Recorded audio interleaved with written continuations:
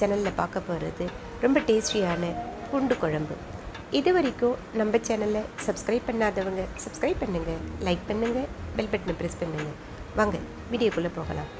இப்போ இந்த பூண்டு குழம்பு செய்யறதுக்கு 1 டேபிள் ஸ்பூன் நல்லெண்ணெய் முதல்ல சேர்த்துக்கலாம். இப்போ இதில் 2 டேபிள் ஸ்பூன் துவரம்பருப்பு,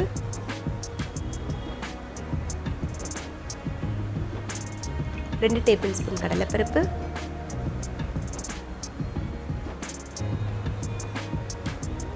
2 டேபிள் ஸ்பூன் மிளகு,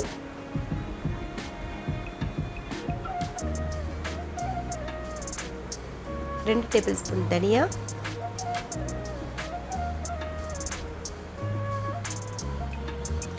1 டேபிள் ஸ்பூன் சீரகம்,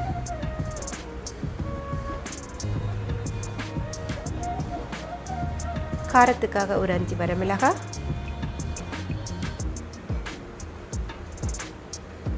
கூடவே தேவையான அளவு கறிவேப்பிலை. இப்போ இது எல்லாத்தையும் கேஸை சிம்மில் வச்சுட்டு நம்ம வறுத்து எடுத்துக்கலாம். பருப்பெல்லாம் கருகாமல் இதை வறுத்து எடுத்துக்கணும். அதனால் கேஸை நல்லா சிம்மில் வச்சுட்டு இதை வறுத்து எடுத்துக்கலாம்.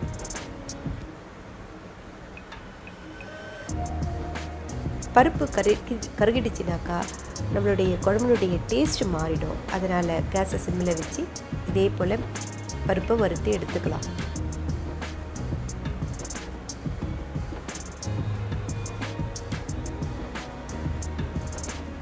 இப்போ பருப்பு ஓரளவு வதங்கி வந்திருக்குது.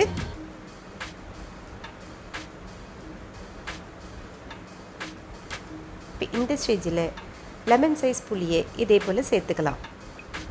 புளியையும் நம்ம நல்லா வதக்கி எடுத்துக்கலாம்.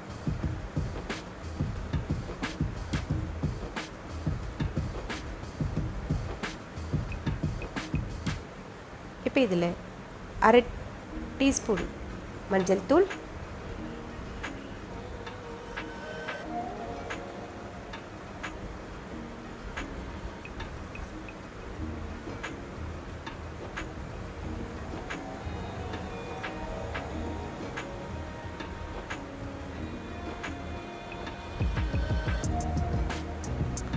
அரை டீஸ்பூன் பெருங்காயத்தூளையும் சேர்த்து நம்ம நல்லா கலந்து எடுத்துக்கலாம்.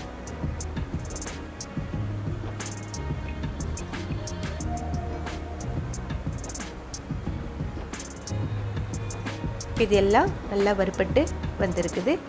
இப்போ இது நல்லா ஆற வச்சுட்டு ஒரு பேஸ்ட் பதத்துக்கு நம்ம மிக்ஸி ஜாரில் அரைச்சி எடுத்துக்கலாம். இப்போ அதே கடாயில் ஒரு 3 டேபிள் ஸ்பூன் நல்லெண்ணெய் சேர்த்துக்கலாம். பூண்டு குழம்புக்கு எண்ணெய் கொஞ்சம் அதிகமாக இருந்தால் தான் குழம்பு டேஸ்ட்டாக இருக்கும். அதனால் இங்கே 3 டேபிள் ஸ்பூன் நல்லெண்ணெய் சேர்த்துக்கிறேன். பூண்டு குழம்பு நல்லெண்ணெய் செஞ்சால் தான் டேஸ்ட்டாகவும் இருக்கும். அதனால் முடிஞ்ச வரைக்கும் நல்லெண்ணெயில் செய்ய ட்ரை பண்ணுங்கள். இப்போ எண்ணெய் நல்லா காஞ்சி வந்திருக்கு. இதில் 1 டீஸ்பூன் கடுகு நம்ம சேர்த்துக்கலாம். கடுகு நல்லா பொரிஞ்சு வருது.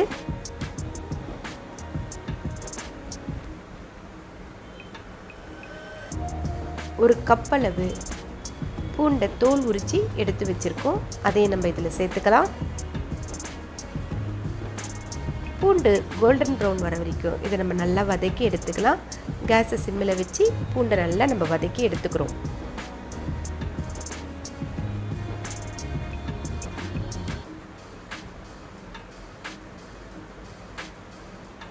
இதே போல் நல்லா வதக்கிக்கோங்க.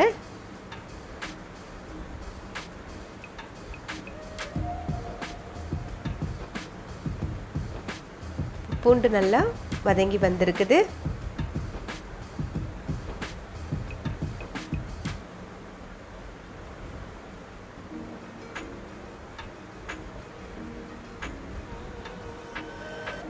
இந்த ஸ்டேஜில் நம்ம அரைச்சி எடுத்து வச்சுருக்கோம் இல்லையா நம்ம வறுத்த பொடிகளாம், அதை இதில் நம்ம சேர்த்துக்கலாம்.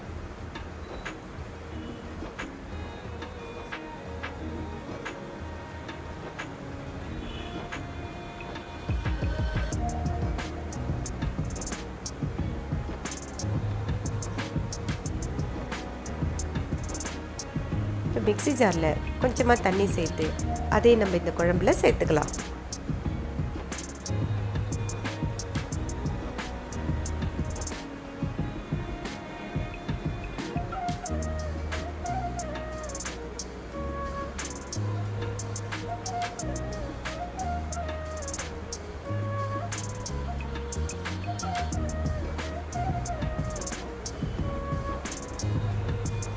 இது எல்லாத்தையும் நம்ம நல்லா கலந்து எடுத்துக்கலாம்.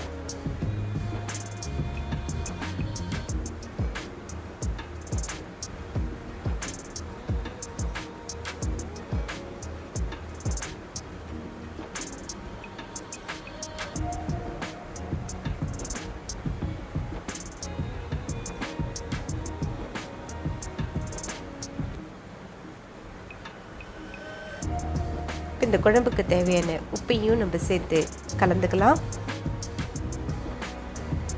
இப்போ கேஸை சிம்மில் வச்சுட்டு குழம்பை நல்லா கொதிக்க விடலாம்.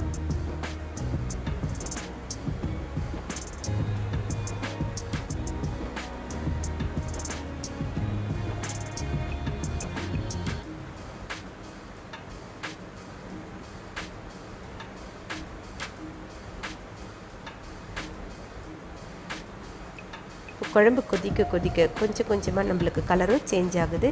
இதில் கொஞ்சமாக நான் வெல்லமும் சேர்த்துக்கிறேன். வெல்லம் எதுக்கு சேர்க்கறதுனாக்கா இந்த காரமும் புளிப்பு தன்மையும் அது ஈக்குவல் பண்ணி கொடுக்கும். அதனால் நம்ம இந்த வெல்லத்தை நம்ம இதில் சேர்த்துக்கிறோம். இப்போ குழம்பு நல்லா கொதித்து ஒரு கெட்டி பதத்துக்கு வந்துடுச்சு.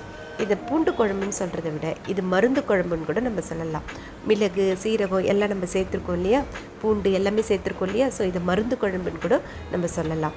இந்த குழம்பு அவ்வளோ ஒரு டேஸ்ட்டாக இருக்கும்.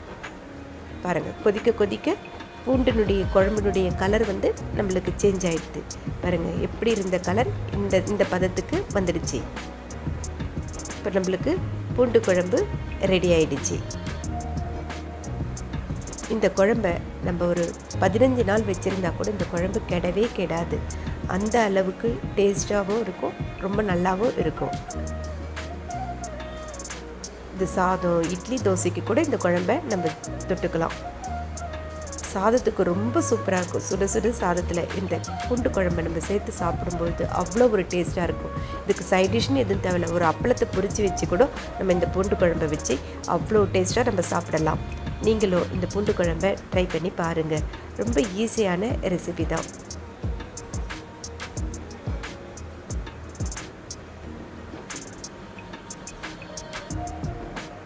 நீங்களும் இந்த பூண்டு குழம்பு ரெசிபியை ட்ரை பண்ணி பார்த்துட்டு எப்படி இருக்குன்னு கமெண்ட் செக்ஷனில் சொல்லுங்கள். உங்களுடைய ஃப்ரெண்ட்ஸ்களுக்கும் இந்த குழம்பு ரெசிபியை ஷேர் பண்ணுங்கள். இது வரைக்கும் நம்ம சேனலை சப்ஸ்கிரைப் பண்ணாதவங்க சப்ஸ்கிரைப் பண்ணுங்கள்.